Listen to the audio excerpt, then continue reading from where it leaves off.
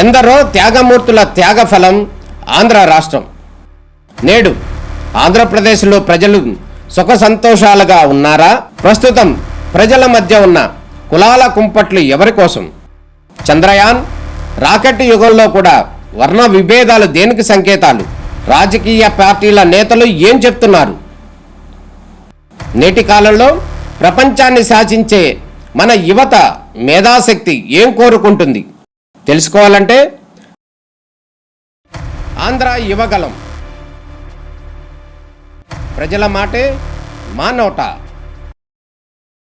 ఇంకో పక్క పరిశుభ్రమైన పచ్చని ఆంధ్రప్రదేశ్ దిద్దానికి స్వచ్ఛ ఆంధ్ర స్వర్ణాంధ్ర కార్యక్రమాన్ని తీసుకున్నాం.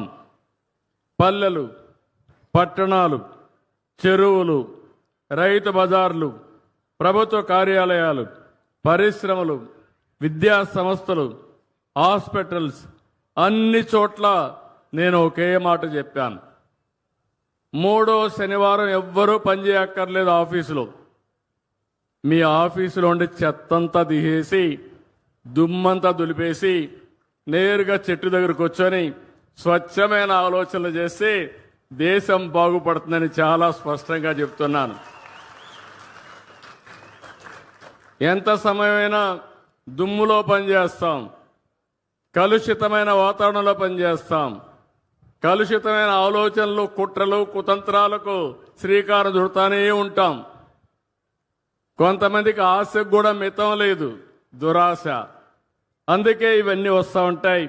అవన్నీ పోవాలంటే రాబోయే నెలలో ప్రధానమంత్రి నరేంద్ర మోడీ గారు విశాఖపట్నంలో 10వ వార్షిక యోగా డే సెలబ్రేట్ చేస్తున్నారు. వారు అక్కడికి వస్తున్నారు. ప్రపంచం మెచ్చుకునే విధంగా ఈ యోగా డే చేపిస్తానని మీ అందరికీ హామీ ఇస్తున్నా. ఇది ఒక చరిత్ర. యోగా అనేది మన పూర్వీకులు మనకిచ్చినటువంటి వరం, ఒక వారసత్వం. ఈ విషయం మీరు గుర్తుపెట్టుకోవాల్సిన అవసరం ఉంది. ఎందుకంటే చాలామంది పేదవాళ్ళలో ఆ రోజు ఎన్నో ఇబ్బందులు వస్తున్నాయి. అదే మరి ఆరోగ్య సమస్యలు వస్తున్నాయి. ఇంకో పక్క అందరం కూడా ఆధునికమైన ప్రపంచంలో చాలా బిజీ అయిపోతున్నాం. ఎవరు కూడా సెల్ ఫోన్లు చూడకుండా ఉండలేకపోతున్నారు. ఆ సెల్ ఫోన్ల వల్ల గంటల తరబడి సెల్ ఫోన్ అంటే భార్య లేదు, భర్త లేదు, కొడుకు లేదు, బిడ్డ లేదు, ఆ సెల్ ఫోన్ చూసుకుంటూ కూర్చుంటున్నాం. దీనివల్ల లేనిపోని టెన్షన్లు వస్తున్నాయి. అందుకని ప్రతిరోజు ఒక అర్ధగంట 45 నిమిషాలు మీరు యోగా చేస్తే అన్ని రోగాలు పటాపంచలైపోతాయని చెప్పి కూడా నేను మీకు అందరికీ విజ్ఞప్తి చేస్తున్నా. హాస్పిటల్ పోయే పని ఉండదు. అందుకే ఈ యోగా డేని ఒక నెల, ఈ నెల 21 నుంచి జూన్ 21 వరకు ఈ కార్యక్రమాన్ని చేస్తాం.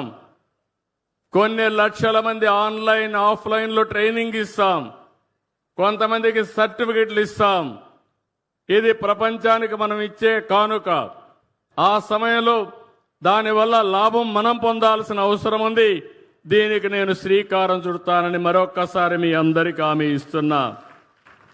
ఇంకో పక్కన మీరందరూ ఒక్కసారి గుర్తుపెట్టుకోవాల్సిన అవసరం ఉంది. ఈరోజు నేను ఇక్కడికి వచ్చింది నెట్ జీరో వేస్ట్. అంటే నెట్ జీరో అంటే చాలామంది అనుకుంటారు ఈ చెత్త అంటే చెత్త అని. దీనికి ఒక విషయం మీరు గుర్తుపెట్టుకోవాల్సిన అవసరం ఉంది. ఒకసారి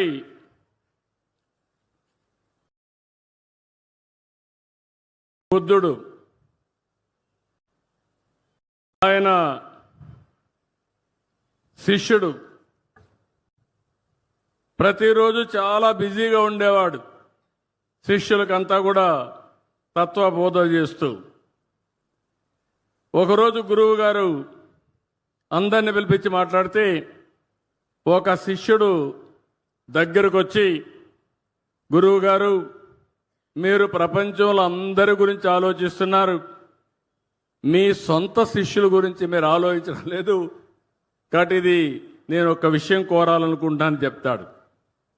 అప్పుడు బుద్ధుడు అంటాడు, నువ్వేం భయపడద్దు, నిర్మోహమాటంగా మాట్లాడు, ఏం చెప్పాలనుకుంటున్నావు చెప్పమంటాడు. అప్పుడు శిష్యుడు అంటాడు, ప్రభు, నా బట్టలు పూర్తిగా చినిగిపోయినాయి. ప్రతి ఒక్కరూ నా వస్త్రాలు చూసి నవ్వుతున్నారు, హేళన చేస్తున్నారు. కాబట్టి ఒక జత ఇవ్వండి, కొత్త బట్టలు కట్టుకుంటానని చెప్పి అడుగుతాడు. అప్పుడు బుద్ధుడు ఆలోచించి, ఇది పెద్ద సమస్య ఏం కాదు, ఈయనకి కొత్త వస్త్రాలు ఇమ్మని ఆదేశాలు ఇస్తాడు. శిష్యుడు చాలా ఆనందపడిపోతాడు. ఆ నుంచి గదిలో నుంచి వెళ్ళిపోతారు. కొద్ది రోజుల తర్వాత బుద్ధుడికి మళ్ళీ ఒక ఆలోచన వస్తుంది. వీడికి నేను బట్టలిచ్చా, ఒకసారి కనుక్కోవాలి, ఆ బట్టలు ఏ విధంగా వాడుతున్నాడో కనుక్కోవాలని మళ్ళా పిలుస్తాడు. కొద్ది రోజుల తర్వాత పిలిస్తే, నేను కొత్త బట్టలు ఇచ్చాను కదా, నువ్వు ఆనందంగా ఉన్నావా, ఏంటి కట్టుకుంటున్నావా, దీనివల్ల నీలో మార్పు ఏంటిని అడుగుతాడు. దానివల్ల శిష్యుడు, చాలా ధన్యవాదాలు గురువుగారు, కొత్త వస్త్రం వచ్చి చాలా సౌకర్యంగా ఉంది, ఇక నాకు ఎలాంటి కోరికలు కూడా లేవు, చాలా ఆనందంగా ఉన్నానని చెప్పి అంటాడు. అప్పుడు బుద్ధుడు అంటాడు, నీ కొత్త బట్టలు ఇచ్చాను, అవి వాడుతున్నావు, అసలు నీ పాత బట్టలు ఏం చేసావని అడుగుతాడు బుద్ధుడు. అప్పుడు శిష్యుడు కూడా చాలా తెలివైనవాడు. శిష్యుడు అంటాడు, గురువుగారు, నా పడక బొంతలో పూర్తిగా చెడిపోయి అది సరిగా లేదు, అందువల్ల నా బట్టలు దాన్ని కుట్టుకొని నేను బెడ్ వాడుకుంటున్నాను అని శిష్యుడు చెప్తాడు. అప్పుడు మళ్ళీ బుద్ధుడికి ఒక ఆలోచన వస్తుంది. నీ పాత పరుపులో ఉండే బట్ట ఏమైందని అడుగుతాడు. దానిపైన ఆ బొంతను తీసుకొని కిటికీకి కట్టనగా కట్టాను గురువుగారు అని చెప్తాడు. అప్పుడు గురువుగారు అడుగుతారు, నువ్వు దానికి కట్టనగా కట్టావు, మరి పాత తెర ఉంది కదా, దాన్ని ఏం చేసావంటాడు. ఆ తెరని వంటగదిలో వాడే గుడ్డ కింద వాడుతున్నాను తుడవడానికి అని చెప్తాడు శిష్యుడు. అప్పుడు ఆయన గురువు అడుగుతాడు మళ్ళీ బుద్ధుడు, అంతవరకు వంటగదిలో వాడినటువంటి ఆ గుడ్డ ఏం చేసావని అడుగుతాడు. అప్పుడు అంటాడు, దాన్ని గది తుడవడానికి వాడుతున్నాను గురువు గారు అంటాడు. అంతవరకు ఒక గుడ్డ వాడావు కదా, దాన్ని ఏం చేసావని అడుగుతాడు. ఆ గుడ్డ పూర్తిగా చెడిపోయింది గురువు గారు, దారాలు అయిపోయింది, అది తీసుకొచ్చి మన కొవ్వు దీపాలు పెట్టి